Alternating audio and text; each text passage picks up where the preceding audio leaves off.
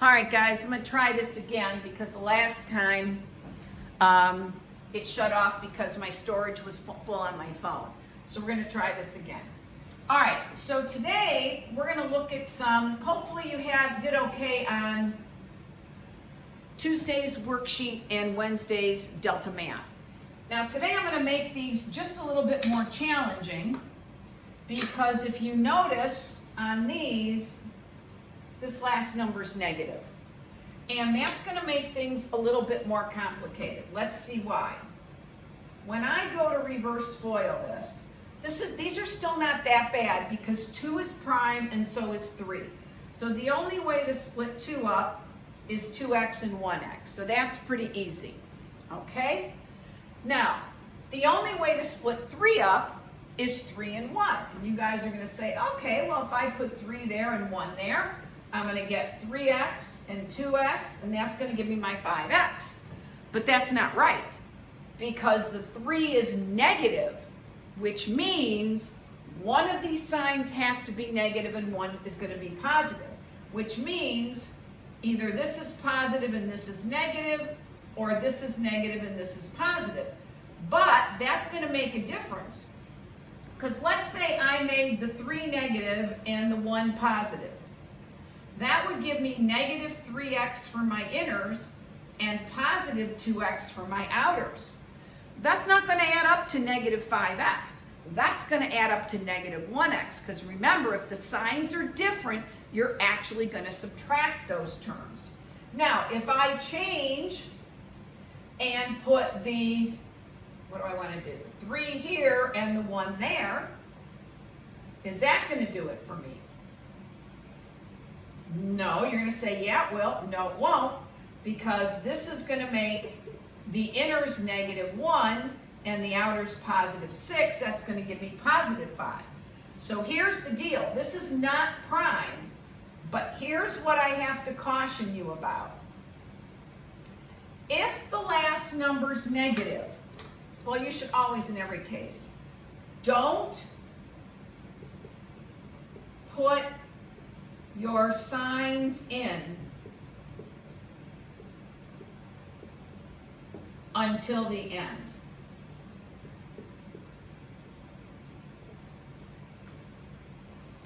All right, so let's just worry right now about getting a 5, keeping in mind that the signs are going to be different, so I'm going to be subtracting.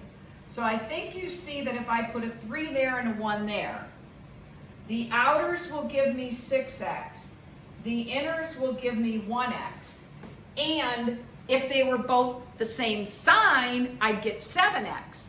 But because the signs have to be different, one of them's going to be negative and one of them's, I can get a negative 5. Now, if I want to add these and get a negative 5, that's going to have to be negative and that's going to have to be positive, which means, here's what I mean about don't put your signs in till the end.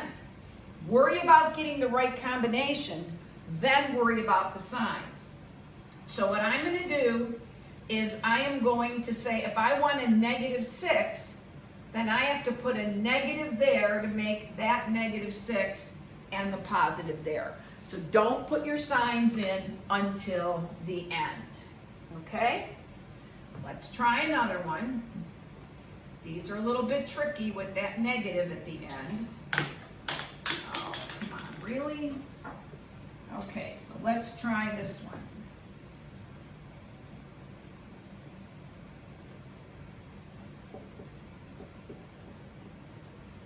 Okay, it's a pretty easy one. So the only way to split 3x squared up is 3x and x, so that's nice and easy because it's prime. 1 is easy. The only way to split 1 up is 1 and 1, so I don't even have to worry about where I put those. This is an easy one. But what I do have to worry about is how do I get a positive 2x? So the outers are 3x, the inners are 1x. I want to get, but one of the signs has to be negative and one of them has to be positive. So if I want to get a positive 2x, the 3x is going to have to be positive and the 1x is going to have to be negative, which means I want to put the positive there and the negative there. Does that make sense? Okay, let's do 2 more. And I'll let you get started. Practice makes perfect. Okay, 7x squared plus 4x minus 3. Okay? 7x and 1x. 7's prime, so that's the only way to split it up. Okay, now 3 and 1. But it's going to make a difference where you put the 3 and where you put the 1.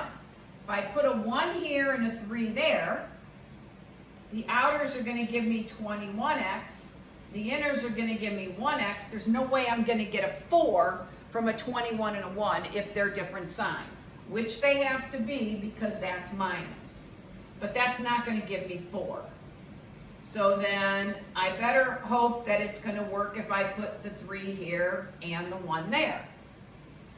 So if I do that, then the inners give me 3x and the outers give me 7x. So what you have to ask yourself is, can I get a 4 from that if these are different signs, which they're going to have to be because that's negative.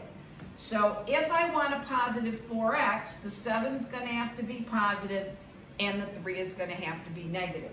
So to make this 7 positive, that's going to have to be positive, and to make the 3x negative, the 3 is going to be negative. Okay? So there I go. And you know what the thing is, guys? When you do these problems, you should always know whether your answer is right or wrong. All you have to do now is FOIL this out and make sure that you get the trinomial that you started with. Firsts, yeah, there I go. Negative 3 times 1 is negative 3. Negative 3x, positive 7x is my positive 4x. Okay, now I'm going to do one more that's a little bit challenging.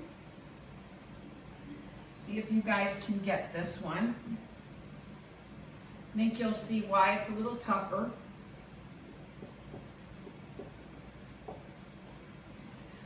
Okay, so it doesn't look tougher, but it is. So now if I put a 5x here and an x there, okay, the 6 is negative. So that means I'm going to have one of each sign, but remember, don't put your signs in till the end. Now, why is this one tricky? Because 6 can either be 6 and 1, it's not prime, or it could be 3 and 2. So if you're getting good at this, you should be able to see that 6 and 1 aren't going to do it for me. If I put the 6 here and the 1 there, I'm going to get 5x and 6x. No way I can get a 7 from that if they're opposite signs, or even if they're the same sign, so that's not right. If I put them here, that's going to be 30, and that's going to be a 1. There's no way I'm going to get a 7 from a 30 and a 1. So that tells me that it's not 6 and 2. I better be able to do this with 3 and 2 or it's prime. So if I try a 3 here and a 2 there, the outers are going to give me 10x. The inners are going to give me 3x. Can I get a 7 from that? Yes, if the signs are different, which they have to be because that's a subtraction. Now, because I want to get a positive 7x, that means the 10 is going to have to be positive and the 3 is going to have to be negative. Okay? So in order to make the 3x negative, I got to put the negative there, and to make the 10x positive, I got to have the positive there. Okay? So that one's a little more challenging because it had 2 different factor pairs. So I'm going to let you go and try to work on some of these. I can't remember if today you have a worksheet or if it's Delta Math and vice versa tomorrow, but one of the days is Delta Math and one of them is a worksheet. And then I'll see you Monday and we'll get into some that are a little bit even more tricky. Okay?